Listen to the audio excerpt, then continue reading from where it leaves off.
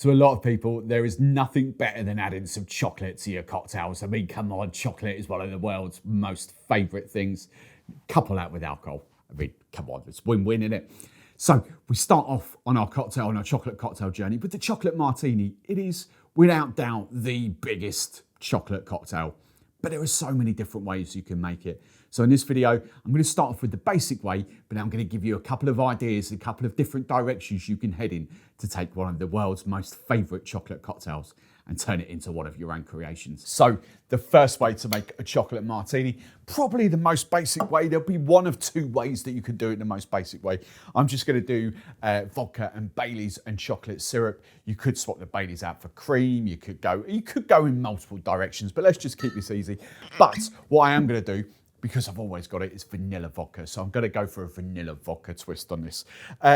You make this as strong as what you want to. I'm going, because I've got a slightly smaller martini glass, I'm going for 30 ml, equal 30 ml. So we're going for 1 ounce, 30 ml of vanilla vodka.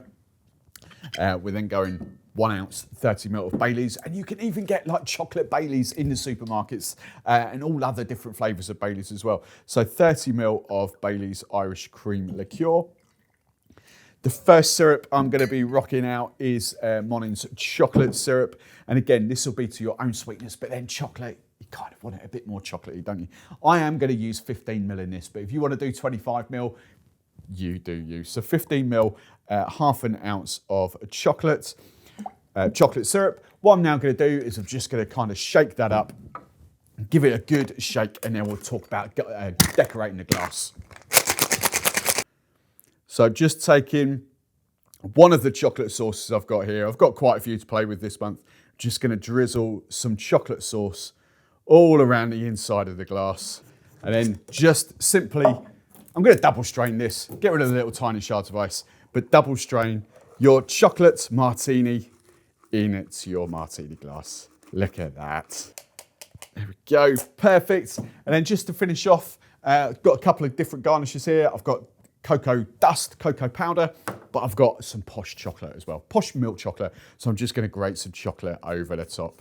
And that is your chocolate martini. That does exactly what it says on the tin.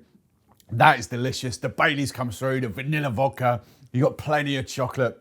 It's actually not that sweet because you've got Baileys, all right, it's not that strong, but you've got vodka in there as well. You've got nothing really to sort of play about with taking the alcohol away.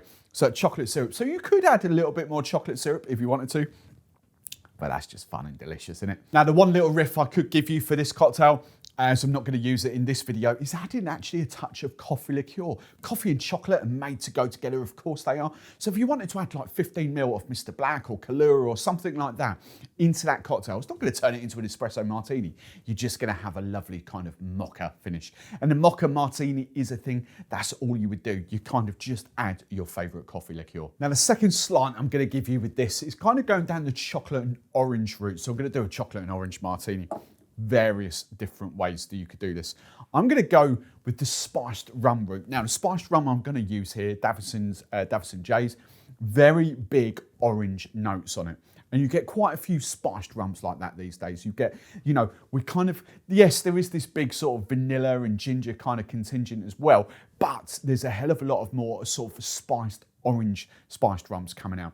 And I think this is kind of perfect. But, you know, if you want to go the other way, you could use vodka and just go for something like Cointreau, Grand Marnier, whatever your favourite kind of orange liqueur is, you could do that. The other thing I do want to do with this cocktail is I do want to kind of what I love with kind of the orange is sort of like a nutty thing. Now, there's a couple of ways you can do this. As you can see, I've got the chocolate and hazelnut Monin's syrup out there, or sauce, I should say. But what you could actually do is, if you don't want to use a sauce or anything like that, you could add like maybe 15 ml of amaretto in this to give it like a frangelico, like a hazelnut kind of liqueur.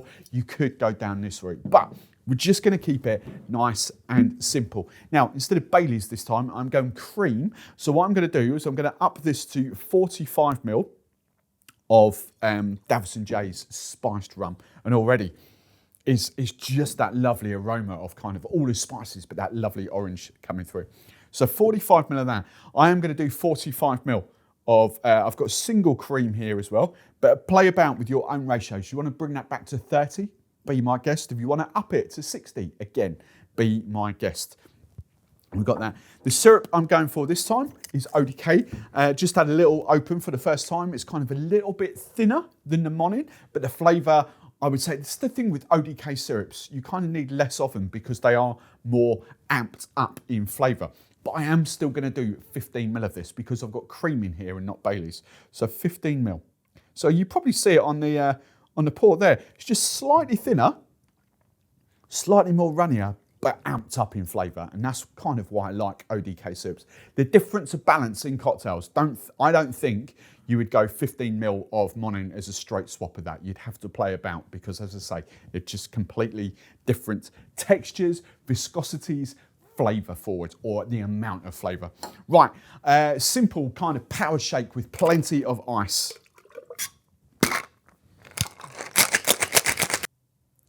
Then I'm going to do the same vibe with the chocolate and hazelnut sauce around the inside of the glass there.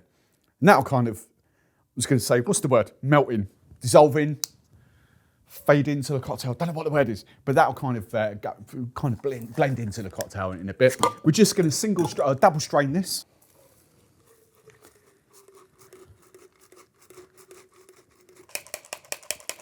Right, there we go.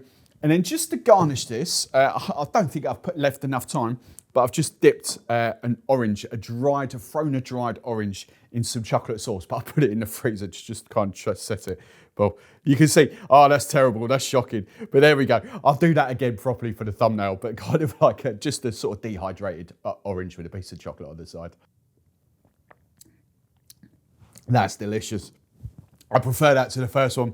Even though there's cream in there, as opposed to the Bailey's, the spice, the rum, because there's more of it, 45 ml, and there's more body to the spice. You've got all those different spices and the orange that comes through there. Really does give it the oomph. And there is a slight kind of nuttiness coming to. I dare say that might be the spiced rum sort of coming out. But I think even the addition of amaretto in that might have been even better. But that is delicious. And for the garnish, also I've used the dark chocolate sauce from Monin because it's actually a bit thicker, so I didn't need to go into the freezer. Now the third way to make a chocolate martini is probably my favourite way. I'm a classy guy, so I'm gonna make you a classy chocolate martini. And this is where the William Fox syrups come into their own, because sometimes you don't want cream, you don't want like this, or a dark brown coloured cocktail. And because William Fox's syrups are clear, they work exceptionally well in this. So what I'm going to do, I'm going rum, obviously, because rum's the daddy, innit? So I'm going to 45 ml, 1.5 ounces of, I would say, I've gone white rum here for no rhyme or reason other than I like this rum. Play about with your aged rums. I dare say some different aged rums will be fantastic in this. Because let's be brutally honest, for all you rum fans out there, this is just like a rum chocolate fashioned. Let's be honest, that's all this is. But I'm going to serve it up in a Nick and Nora glass. So I've called it a chocolate martini, a classy chocolate martini. But that's all this is. It's a chocolate rum fashioned. So go for your life. I personally probably wouldn't put Jamaican rum in here, but kind of, I don't know, something like an El Dorado, a Guyana rum might work in there with the rich Demerara vibes coming off there, especially if you've got definitely like a 12-year-old, 15-year-olds come out of the Port Morant or something like that. That's going to be fantastic. But you do you. Hey, look, Kraken and Captain Morgan's fans, you try it as well. Don't hate on, just get involved. So I've got rum. William Fox's, it's a new bottle, I haven't opened this. I mean, they are flavour forward. They are really good, but they're just colourless. So 15 ml of William Fox's chocolate syrup. And then to accompany all that, chocolate bitters, adjust the taste. I've always got Miss Betty's bitters. If you've got Angostura cacao bitters, you do you. I am gonna do about, I'm gonna drop this, but about 12 drops, just so you can see. 3, 4, 5, 6, 7, 8, 9, 10, 11, 12. There we go. 12 drops, about the equivalent of a dash. I don't know why we say that because, you would never get a dash of these because they come with pipettes. So I'm just going to ice this up and then stir it down. There we go, bit more ice, about 30 seconds later. And all I need to do now is just single strain this. You can see, look at that, it's just colourless, clear, well, a little bit of a faint hue to it. But that's just going to surprise everyone because they think they're not going to be sure what it is. You know, some people might look at that and go, oh, it's a daiquiri. I mean, it's not, it looks nothing like a daiquiri, but, you know, there's no colour to that at all, really, in the grand scheme of things. And then just to garnish, as we're classy, I've got a little bit here, but the kind of the chocolate, if that sits there we go. Nice, decent square of chocolate. Classy chocolate martini. God damn, that's good. Rum, chocolate bitters. There's no mistaking what that is. That is so good. I tell you what, let's get involved in the comments, help the community out, right? Firstly, what other rum would you put in that? With that to make out a chocolate into a chocolate rum-tini, let's call it like that. So what other rum with there? But also, if you've got another way to make a chocolate martini, other than how I've shown or how I've kind of given you inspiration of how you could riff that up, if you've got any more ideas, whack them into the comments below. Chocolate martini, 3 ways, done. Make sure you hit that subscribe button on the way out. Cheers.